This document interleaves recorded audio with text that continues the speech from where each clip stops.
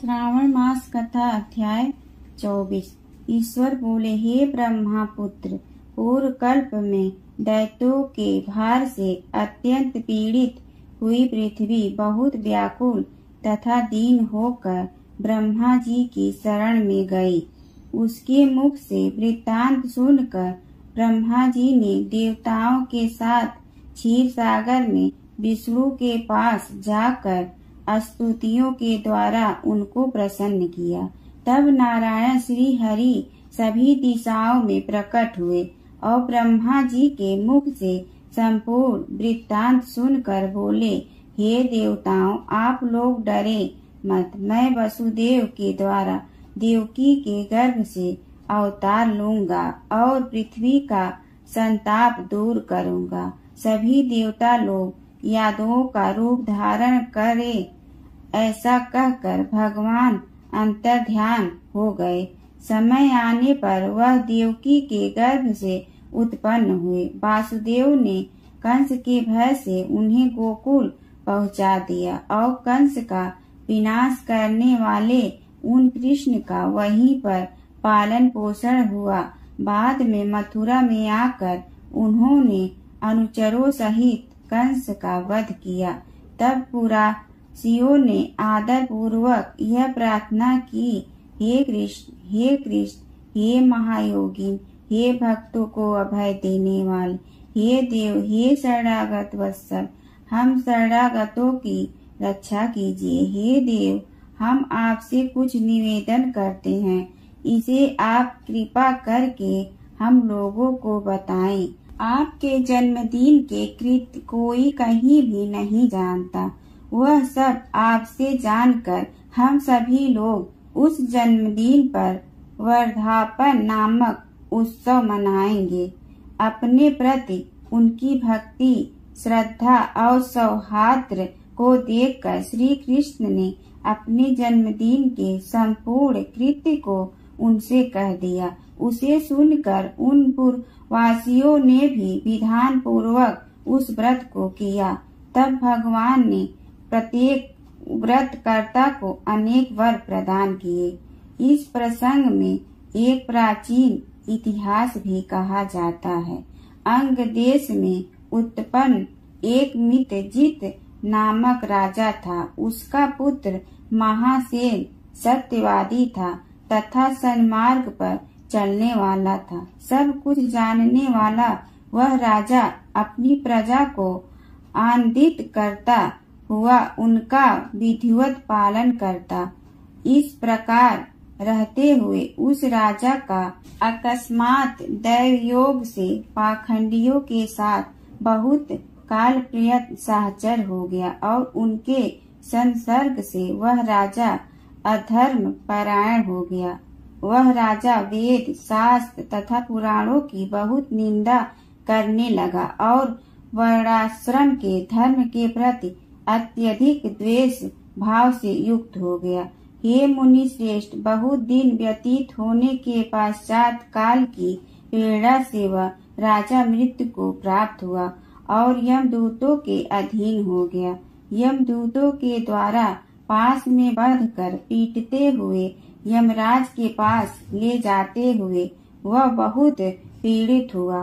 दुष्टों की संगति के कारण उसे नरक में गिरा दिया गया और वहां बहुत समय तक उसने यातनाएं प्राप्त की।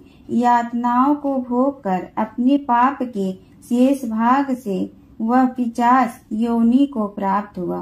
भूख व प्यास से व्याकुल वह भ्रमण करता हुआ मारवाड़ देश में आकर किसी वैश्य के शरीर में प्रवेश करके रहने लगा। वह उसी के साथ पुण्यदायिनी मथुरापुरी चला गया।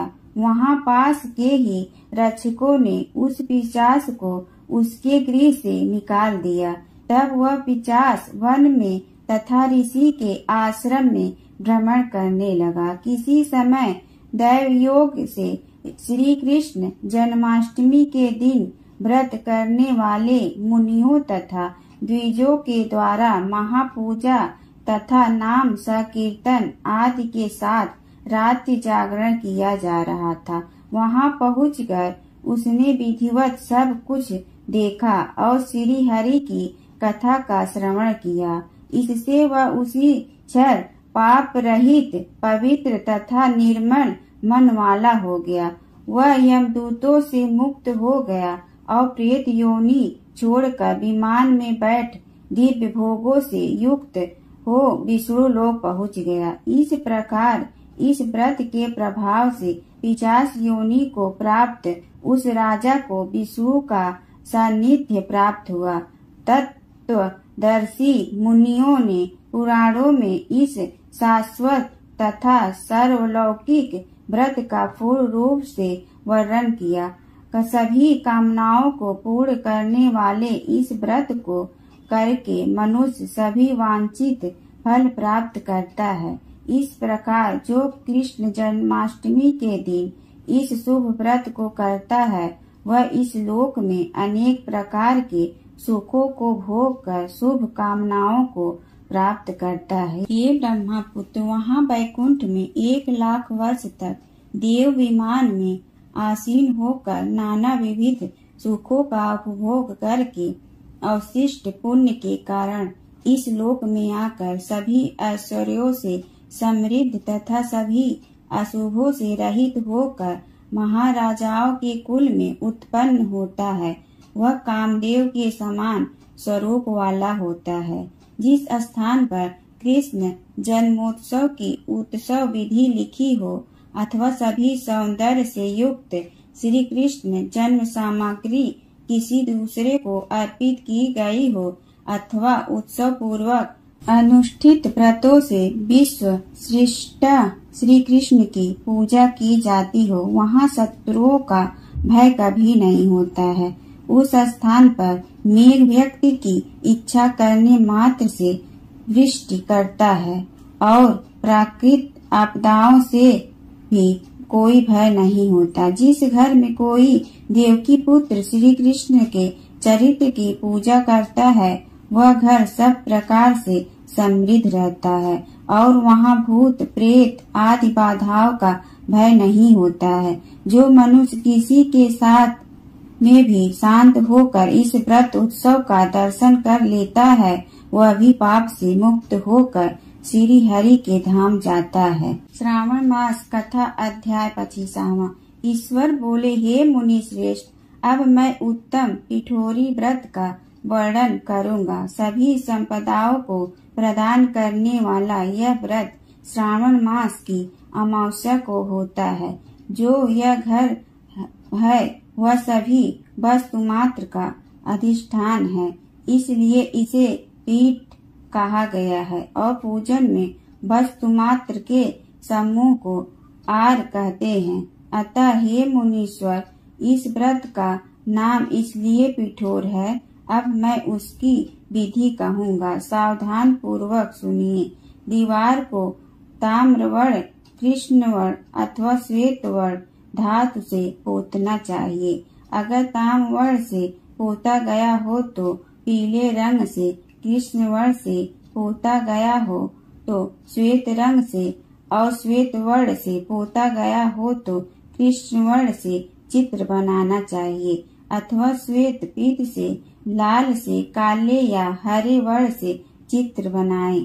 मध्य में पार्वती सहित शिव की मूर्ति अथवा शिवलिंग को बनाकर विस्तीर्ण दीवार पर संसार की अनेक चीजों का चित्र बनाएं। चतुशाला सहित रसोई घर, देवालय, शयन घर, 7 खजाने, स्त्रियों का अंतःपुर जो महलों तथा अट्टालिकाओं से सुशोभित तथा साल के वृक्षों में मंडित हो, चूने आदि से दृढ़ता से बंधे पाषाणों तथा ईंटों से सुशोभित हो और जिसमें विचित्र दरवाजे, छत तथा क्रीड़ा स्थान हो, इन सभी को चित्रित करे। बकरियां, गाय, भैंस, घोड़े, ऊंट, हाथी, चलने वाला रथ, अनेक प्रकार की सवारी गाड़ियां, स्त्रियां, बच्चे, वृद्ध, जवान, पुरुष, पालकी, झूला और अनेक प्रकार के मंच, इन सब का अंकन करे। सुवर्ण, चांदी, ताम्र, सीसा, लोहा, मिट्टी तथा पीतल के और अन्य प्रकार के विभिन्न रंगों वाले पात्रों को लिखे।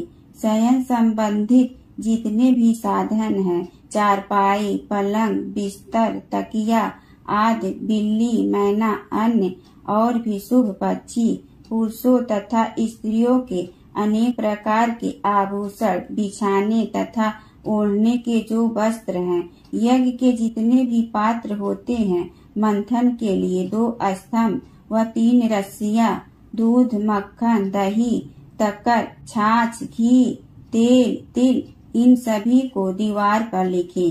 गेहूं, चावल, अरहर, जौ, मक्का, वार्तानल एक प्रकार का अन्न होता है।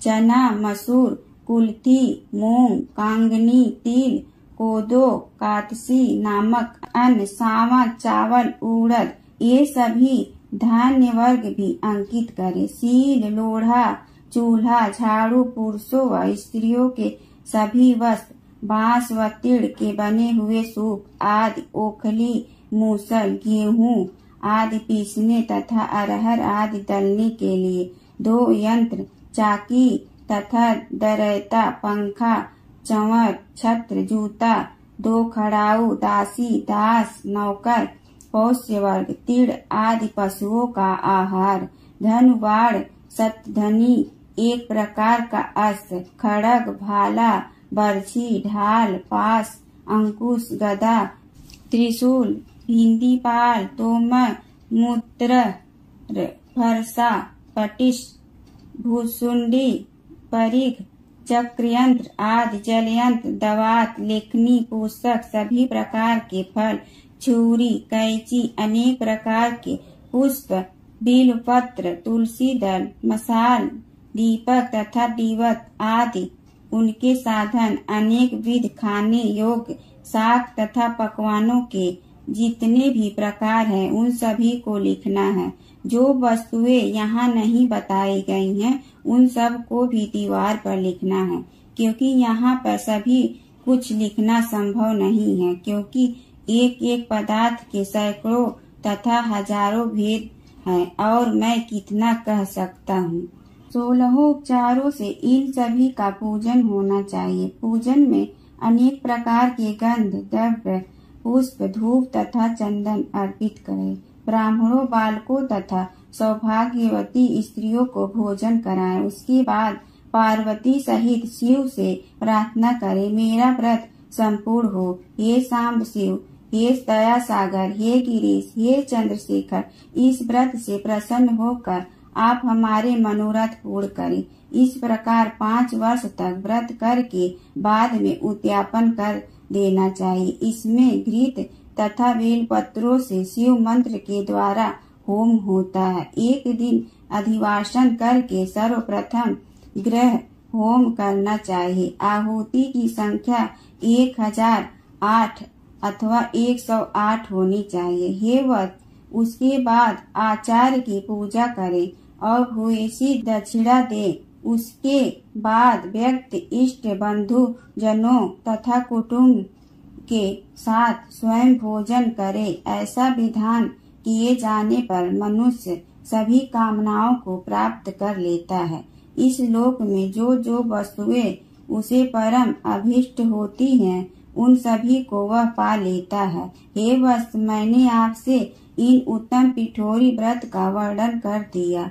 इस व्रत के समान सभी मनोरथों तथा समृद्धियों को प्रदान करने वाला और शिव जी की प्रसन्नता करने वाला न कोई व्रत हुआ है और न तो होगा। मनुष्य इस व्रत में दीवार पर जो जो वस्तु बनाता है उसको निश्चित रूप से पा लेता है। अमरपुर नगर में एक धनी व्यापारी रहता था। दूर दूर तक उसका व्यापार फैला हुआ था। नगर में उस व्यापारी का सभी लोग मान सम्मान करते थे।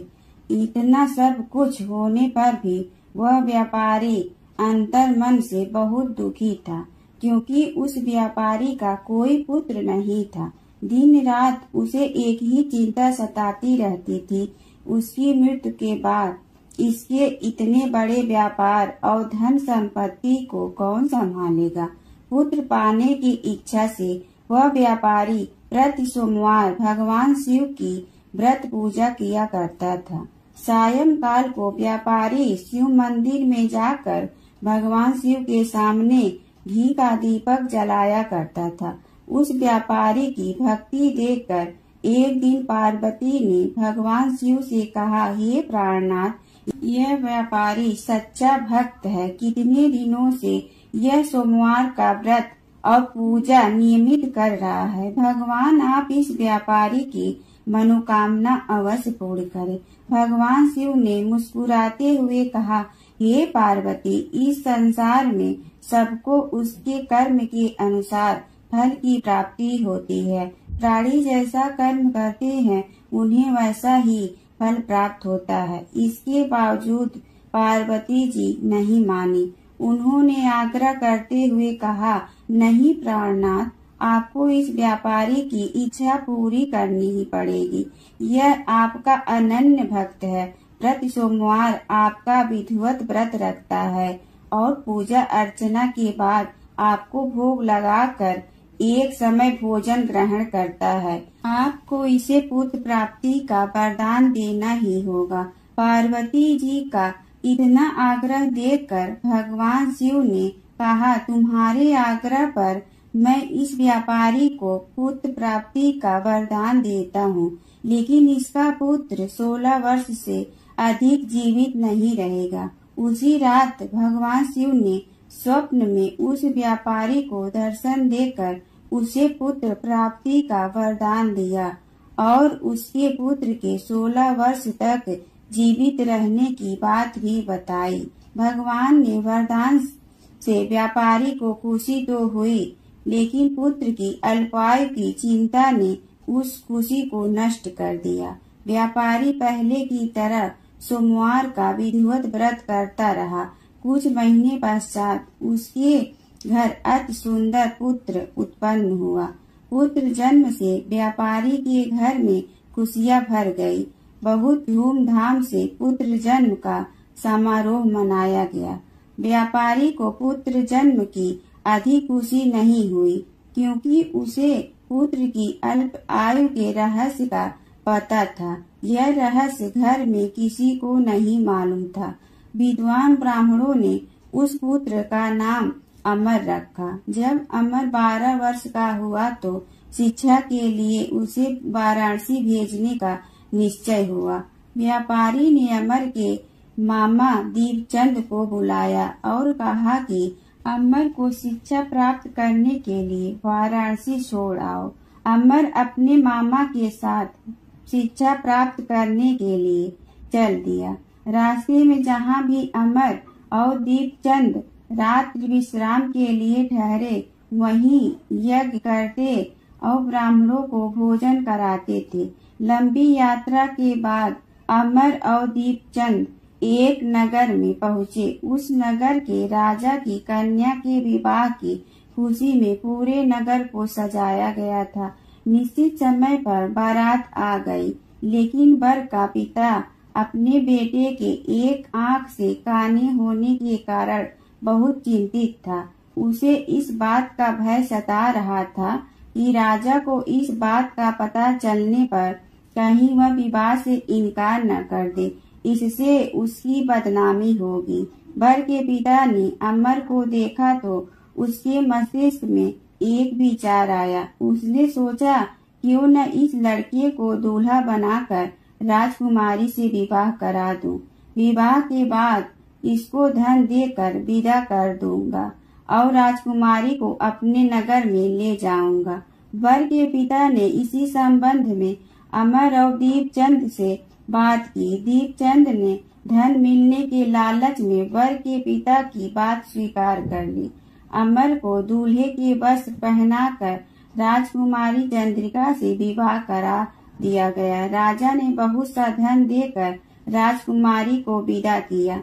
अमर जब लौट रहा था तो सच नहीं छिपा सका और उसने राजकुमारी की ओढ़नी पर लिख दिया, राजकुमारी चंद्रिका, तुम्हारा विवाह तो मेरे साथ हुआ था। मैं तो वाराणसी में शिक्षा प्राप्त करने जा रहा हूँ।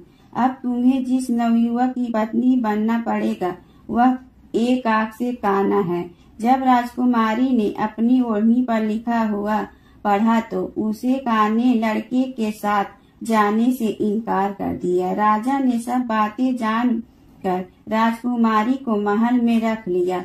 उधर अमर अपने मामा दीपचंद के साथ वाराणसी पहुंच गया। अमर ने गुरुकुल में पढ़ना शुरू कर दिया। जब अमर की आयु 16 वर्ष पूरी हुई तो उसने एक यज्ञ किया। यज्ञ की समाप्ति पर ब्राह्मणों को भोजन कराया और खूब अन्न वस्त्र दान किए। रात को अमर अपने शयन कक्ष में सो गया। शिव के वरदान के अनुसार शयना अवस्था में ही अमर के प्राण पखेरु उड़ गए। सूर्योदय पर मामा अमर को मृत देखकर रोने पीटने लगा। आसपास के लोग भी एकत्र होकर दुख प्रकट करने लगे। मामा के रोने विलाप करने के स्वर समीप से गुजरते हुए भगवान शिव और माता पार्वती ने भी सुने। पार्वती जी ने भगवान से कहा, प्राणनाथ, मुझसे इसके रोने के स्वर सहन नहीं हो रहे हैं। आप इस व्यक्ति के कष्ट अवश्य दूर करें। भगवान शिव ने पार्वती जी के साथ अदृश्य रूप में समीप जाकर अमर को देखा तो पार्वती जी से बोले, पार्वती, यह तो उसी व्यापारी का पुत्र है। मैंने इसे 16 वर्ष की आयु का वरदान दिया था। इसकी आयु तो पूरी हो गई है।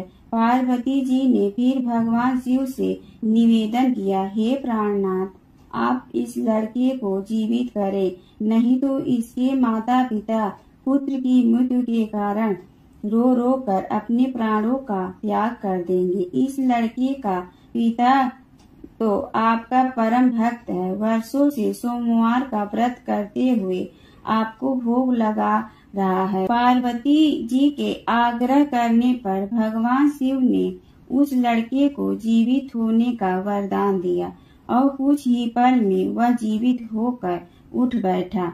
शिक्षा समाप्त करके अमर मामा के साथ अपने नगर की ओर चल दिया। दोनों चलते हुए उसी नगर में पहुँचे जहाँ अमर का विवाह हुआ था। उस नगर में भी अमर ने यज्ञ का आयोजन किया। समीप से गुजरते हुए नगर के राजा ने यज्ञ का आयोजन देखा। राजा ने अमर को तुरंत पहचान लिया। यज्ञ समाप्त होने पर राजा अमर और उसके मामा को महल में ले गया और कुछ दिन उन्हें महल में रखकर बहुत सा धन वस्त्र देकर राजकुमारी के साथ विदा किया। रास्ते में सुरक्षा के लिए राजा ने बहुत से सैनिकों को भी साथ भेजा। दीपचंद ने नगर में पहुँचते ही एक दूत को घर भेजकर अपने आगमन की सूचना भेजी। अपने बेटे अमर के जीवित वापस लौटने की सूचना से व्यापारी बहुत प्रसन्न हुआ। व्यापारी ने अपनी पत्नी के साथ स्वयं को एक कमरे में बंद कर रखा था। भूखे प्यासे रहकर व्यापारी और उसकी पत्नी बेटे की प्रतीक्षा कर रहे थे। उन्होंने प्रतिज्ञा कर रखी थी कि यदि उन्हें अपने बेटे की मृत्यु का समाचार मिला तो दोनों अपने प्राण त्याग देंगे। व्यापारी अपनी पत्नी और मित्रों के साथ नगर के द्वार पर पहुंचा। अपने बेटे के विवाह का समाचार सुनकर पुत्र वधू राजकुमारी चंद्रिका को देखकर उसकी खुशी का ठिकाना न रहा। उसी रात्र भगवान शिव ने व्यापारी के स्वप्न में आकर कहा, हे श्रेष्ठी, मैंने तेरे सोमवार के व्रत करने और व्रत कथा सुनने से प्रसन्न होकर तेरे पुत्र को लंबी आयु प्रदान की है। व्यापारी बहुत प्रसन्न हुआ। सोमवार का व्रत करने से व्यापारी के घर में खुशियाँ लौट आई। शास्त्रों में लिखा है कि जो स्त्री पुरुष सोमवार का विधिवत व्रत करते और व्रत कथा सुनते हैं उनकी सभी इच्छाएं पूर्ण होती है। एक बार की बात है, सावन के महीने में अनेक ऋषि शिप्रा नदी उज्जैन में स्नान कर महाकाल शिव की अर्चना करने हेतु एकत्र हुए।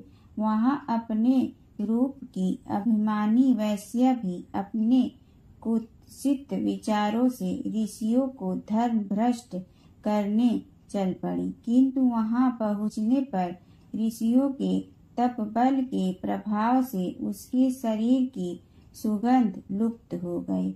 वह आश्चर्यचकित होकर अपने शरीर को देखने लगी।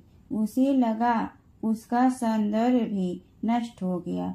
उसकी बुद्धि परिवर्तित हो गई। उसका मन विषयों से हट गया और भक्ति मार्ग पर बढ़ने लगा। उसने अपने पापों के प्रायश्चित हेतु ऋषियों से उपाय पूछा। वे बोले, तुमने 16 श्रृंगारों के बल पर अनेक लोगों का धर्म भ्रष्ट किया। इस पाप से बचने के लिए तुम 16 सोमवार व्रत करो और काशी में निवास करके भगवान शिव का पूजन करो। यह संदेश पाते ही वैश्या ने ऐसा ही किया और अपने पापों का प्रायश्चित कर शिवलोक पहुंची। भगवान शिव की कृपा से अपने समस्त पापों से मुक्त हुई। तब से ही आचरण की शुद्धता के लिए 16 सोमवार का पावन व्रत किया जाता है। 16 सोमवार के व्रत से कन्याओं को सुंदर सुशील पति मिलते हैं तथा पुरुषों को भी सुंदर सुशील पत्नी की प्राप्ति होती है। 12 महीनों में विशेष है श्रावण मास। इसमें शिव की पूजा करने से प्रायः सभी देवताओं की पूजा का फल मिल जाता है।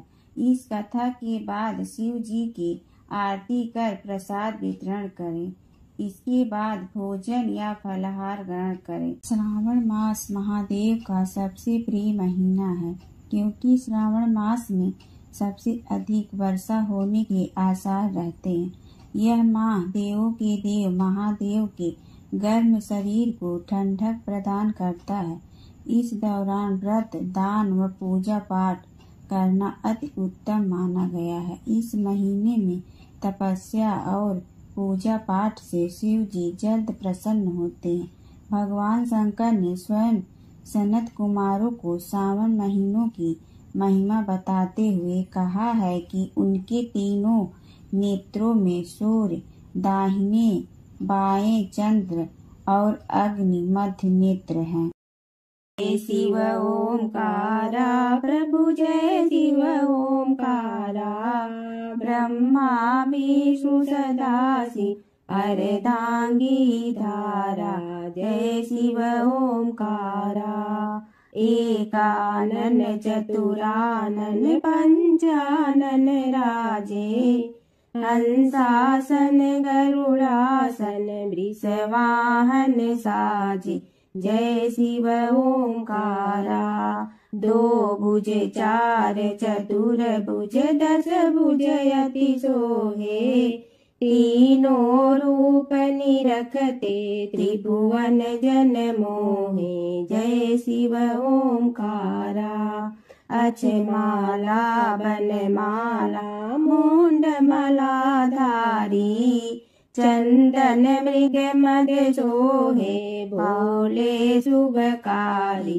जय शिव ओंकारा, श्वेतांबर पीतांबर बागंबर अंगे, ब्रह्मादिक सनकादिक प्रेतादिक संगे। जय शिव ओंकारा, करके मध्य कमंडलु और त्रिशूलधारी, सुखकारी दुखहारी जग पालनकारी। जय शिव ओंकारा, ब्रह्मा विष्णु सदा शिव जानत अविवेका, रणवाचर में शोभित ए तीनों एका। जय शिव ओंकारा, त्रिगुण स्वामी जी की आरती जो कोई नर गावे, कहत शिवानंद स्वामी